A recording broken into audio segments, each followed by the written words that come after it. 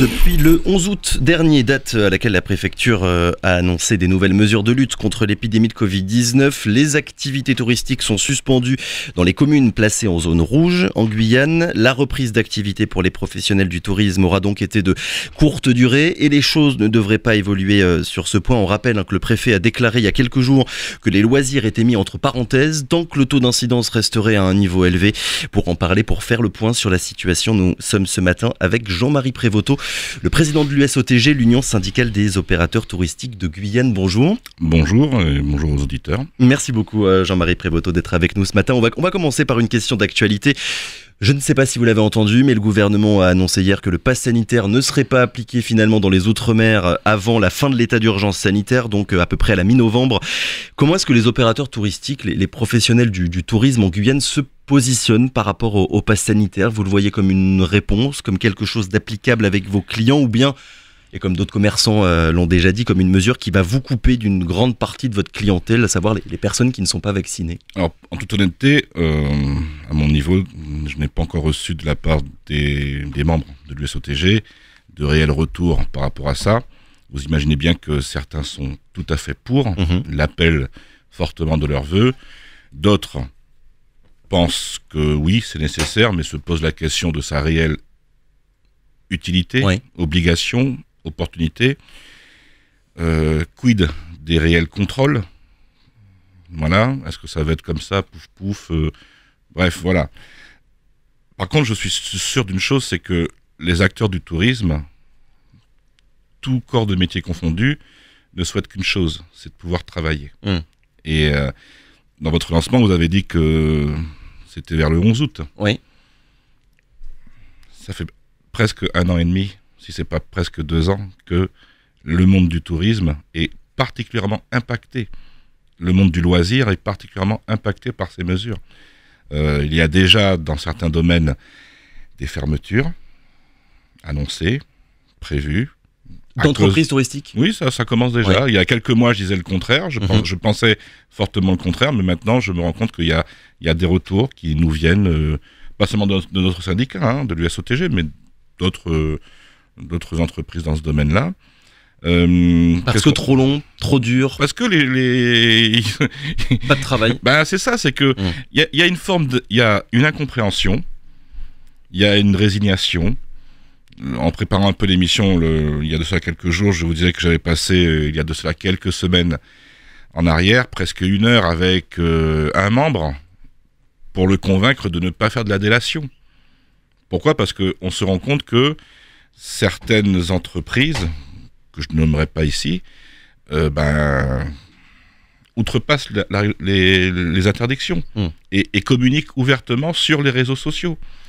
Sur d'autres groupes sur lesquels je suis présent, certains acteurs du tourisme, de la restauration, commencent eux aussi à être énervés, et je reste poli, de constater que des soirées illégales, des rendez-vous marrons se font avec des publicités, des flyers numériques qui vous disent lieu tenu secret. Et eux, qui sont des professionnels sur la place, qui ont pignon sur rue, qui respectent la réglementation, qui en grande partie sont déjà vaccinés, ou ont leur clientèle officielle qui elle-même est aussi vaccinée, se rendent compte que dans votre lancement, vous avez dit une petite phrase que le préfet a dit qu'il coupait les loisirs. Non, le préfet a dit qu'il coupait les plaisirs. Les plaisirs. Je crois ne pas mentir en disant ça. Le préfet a dit qu'il coupait les plaisirs. Après, c'est peut-être moi qui ai inversé loisir et plaisir. Voilà, donc l'erreur m'appartient. Bon, après, c'est la politique étatique. Mais voilà, quoi. Donc, à ce niveau-là, le monde du tourisme, du loisir ici en Guyane, entre résignation, aliénation, ostracisation, qui plus est, comme vous l'avez dit, la Guyane est coupée en deux, la zone rouge, la zone verte. On a des questions qui nous viennent des clients qui disent oui, mais moi je suis en zone rouge, alors est-ce que je peux aller en zone verte? Et la réponse donnée par les services préfectoraux, elle est ce qu'elle est, mais on se dit concrètement, c'est quel rapport, quoi? Pourquoi penser comme ça, etc., etc. Donc voilà, un peu la situation dans laquelle ce monde économique, qui représentait avant la crise jusqu'à 12%. C'est le chiffre qui revient souvent du PIB guyanais. Tout est tourisme. Depuis peu, donc de par ma fonction de président de l'USOTG, j'arrive à siéger donc au comité du tourisme. Oui. Et on a eu une réunion tout récemment avec d'autres membres du comité du tourisme, du bureau, où on se dit que maintenant tout est tourisme.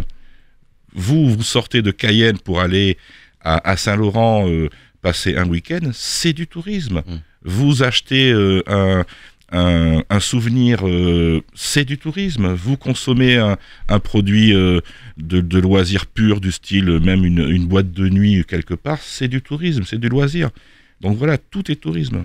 Est-ce que vous prenez part, Jean-Marie Prévoto, aux mesures qui sont annoncées? On se souvient du credo que vous défendiez il y a quelques mois et vous en avez déjà dit il y a quelques minutes. Le tourisme en Guyane veut travailler. Vous disiez qu'il était tout à fait possible de recevoir des clients malgré la crise sanitaire. 2 mois, 3 mois, 4 mois après, est-ce que vous avez la sensation que vous êtes entendu par les autorités ou bien finalement ça tourne en rond? La réalité prouve que non. Ouais. Mais non, on n'est pas entendu puisque justement on ne cesse de dire que l'on veut travailler et qu'on est prêt à respecter les mesures édictées par les services de l'État ou de l'ARS, gestes barrières, incitation à la vaccination. Alors, officiellement, on l'a dit, on n'est pas là forcément pour faire ce travail-là, c'est pas le nôtre, mais certains, ils vont le dire, et voilà, sont prêts à marquer une affichette, comme ça a été dit dans des réunions, sur leur établissement, leur publicité, en disant établissement vacciné ou propriétaire. Enfin voilà, on est prêt, on ne demande que ça, sauf qu'on se rend compte que on coupe les plaisirs. Voilà. Il y a quelques mois, on avait vu les opérateurs touristiques prendre la parole, alerter la population pour prévenir aussi les autorités que le manque. Le avait été la première association, le premier syndicat d'ailleurs à manifester pour cela. C'était un mercredi matin au niveau du marché de Cayenne, du marché central. Tout à fait. Et aujourd'hui, j'ai envie de dire, on vous voit moins. Pourquoi? Il y a un sentiment de lassitude qui commence à gagner vos rangs? Alors c'est pas tant forcément un sentiment de lassitude, c'est comme je l'ai dit, c'est que on se rend compte qu'on a beau faire des propositions et qu'on a beau vouloir et on a devant nous un mur. Et puis personnellement, pour avoir été dans plusieurs réunions avec Monsieur le Préfet, à qui on doit tout le respect, mais qui vous sort avec son petit sourire cette petite phrase qui est la suivante: je ne peux pas vous empêcher de prendre votre voiture en étant en état d'ébriété. Ça, c'est vrai, je ne suis pas derrière vous, je n'ai pas les clés de votre voiture, mais en cas d'accident, en cas de contrôle, c'est vous qui êtes responsable. Et donc la métaphore est la même pour le monde du tourisme, de la restauration et compagnie. Je ne peux pas vous empêcher d'ouvrir, si vous le voulez, mais en cas de contrôle, la verbalisation, c'est pour vous et vos clients. Ne le souhaitons pas, mais si jamais il y a un cas Covid déclaré chez vous, ne le souhaitons surtout pas, c'est qu'il aille à l'hôpital, ne le souhaitons surtout pas que ça aille en réanimation, et surtout pas jusqu'au décès, c'est pour vous. Donc quand vous êtes un chef d'entreprise, que c'est votre seule activité, votre seul revenu, et que l'autorité vous sort ça, qu'est-ce que vous faites? Alors, pour prendre la petite paraphrase qui va faire rigoler beaucoup d'auditeurs et d'auditrices, avec mon zizi et mon sabre, je vais monter sur le bureau du préfet, faire un... Voilà, non. Les gens sont quand même sérieux, ils sont conscients de la réalité des choses, mais au bout d'un moment, ben voilà, on est... Et puis, là, par exemple, la gueule est divisée en deux. Donc, d'un côté, certains ne peuvent pas travailler, et d'autres, heureusement pour eux, et on est conscient de ça aussi, le peuvent. Donc, imaginez comment avoir une unité. Vous l'avez précisé il y a quelques minutes, Jean-Marie Prévoto, ça fait maintenant plus d'1 an et demi que les activités des professionnels du tourisme sont plus qu'impactées. Malgré tout, il y a eu une petite fenêtre d'ouverture entre le mois de juillet et le mois d'août. Stop and go, quoi. Voilà. Mais ça, c'est un autre paramètre qui nous vient principalement du domaine de l'hôtellerie, de la restauration. Oui. Les employés quittent les structures, quittent les entreprises, parce qu'ils se rendent compte que ils ne peuvent pas travailler correctement. Les aides, il y en a, effectivement, apportées par l'État. L'État continue de jouer le jeu? Oui, mais alors ces aides-là, déjà, premièrement, tout le monde n'y a pas forcément droit tout le temps. Bon, je ne suis pas là pour en débattre de la question, mais c'est une réalité réelle. Elles n'arrivent pas forcément en temps et en heure. Bon. Tertio, elles sont plafonnées à un certain niveau, mais imaginez bien qu'elles ne correspondent pas parfois aux minima dont ont besoin l'entreprise pour fonctionner. Donc, les employés, et c'est pas d'un claquement de doigts qu'on a un chef cuisinier de qualité, qu'on a un serveur, une serveuse de qualité, qu'on a un manager de qualité. Ça ne se fait pas comme ça du jour au lendemain. C'est-à-dire que les effectifs, il faudra les remplir à nouveau une fois que tout sera terminé. Ouais. Autre effet de cette réalité que nous vivons tous, on parle, et c'est une nécessité de faire de la formation dans le monde du tourisme. Oui. D'accord, ok, mais imaginez-vous bien que certains stagiaires commencent déjà à dire, dans certaines réunions, etc., oui, d'accord, mais est-ce que je vais pouvoir travailler ?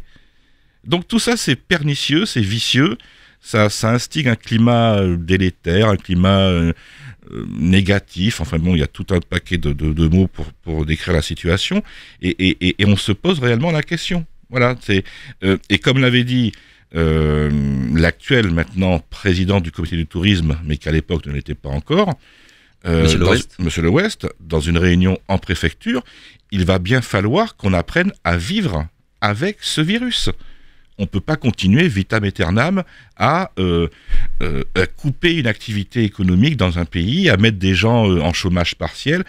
Il y aura pas, enfin voilà quoi. Il faut que on prenne nos responsabilités, que l'État assure.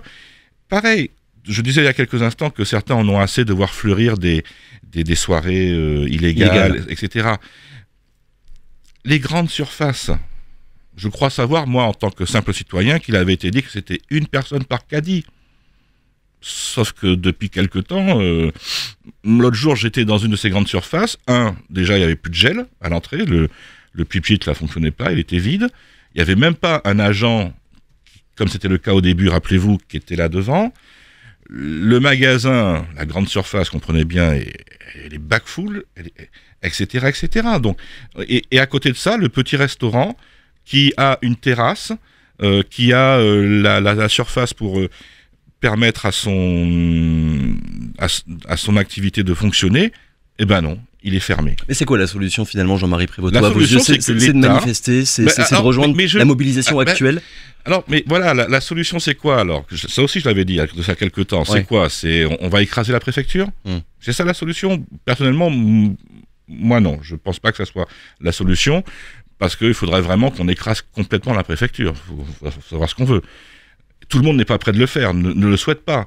Certains peuvent travailler, donc ils se disent mais pourquoi je vais aller moi manifester alors que je peux encore travailler ? Donc voilà, la solution c'est de faire comprendre de la façon la plus intelligente et concrète au service de l'État, qui avec tout le respect qu'on leur doit ne sont que des fonctionnaires, donc ils sont censés être au service de la population. Et qu'il y a un véritable échange. Que voilà, nous en Guyane, les restaurants de Guyane française ne sont pas comme ceux de métropole, dans des salles fermées où on est collé, etc., etc.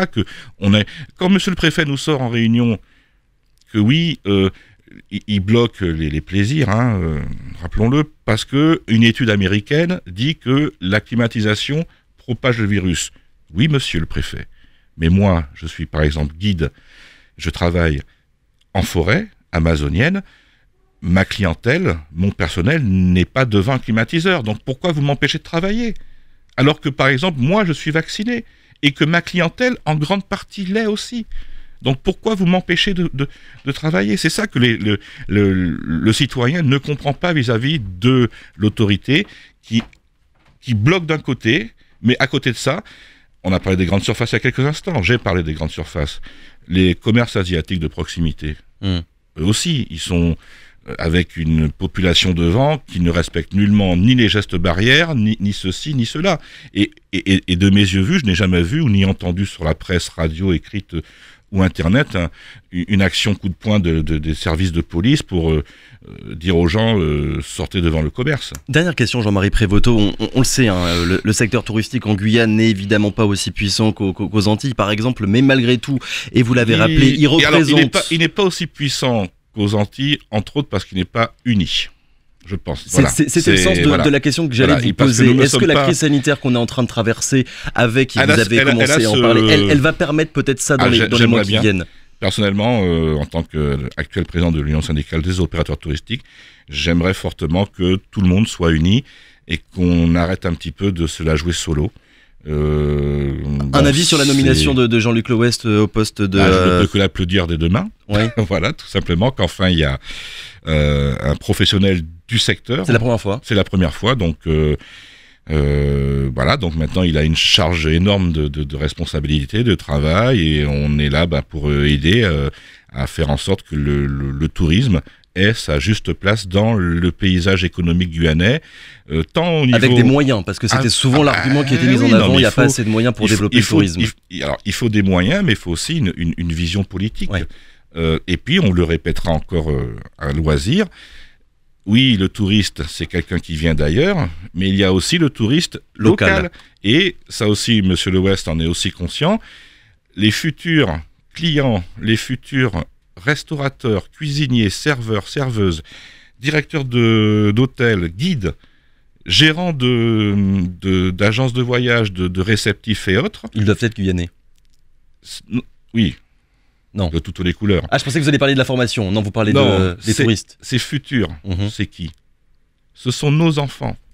Ce sont les scolaires de peut-être pas la maternelle, première section, mais pourquoi pas. Mais les actuels enfants qui sont au primaire, au secondaire et bon, maintenant ce sont plus des enfants au niveau universitaire, des jeunes adultes, eh bien ce sont les futurs acteurs et consommateurs du tourisme en Guyane. Donc il y a un travail inimaginable à faire, non seulement avec le monde du tourisme, mais le monde de l'enseignement, le rectorat, et voilà, pour montrer à cette population, à cette jeunesse, que le tourisme, ce n'est pas être au bord d'une piscine, les doigts de pied en éventail. Non, le tourisme, c'est du travail, c'est de l'activité, c'est de l'entretien, c'est de la gestion, etc., etc. Radio Pays.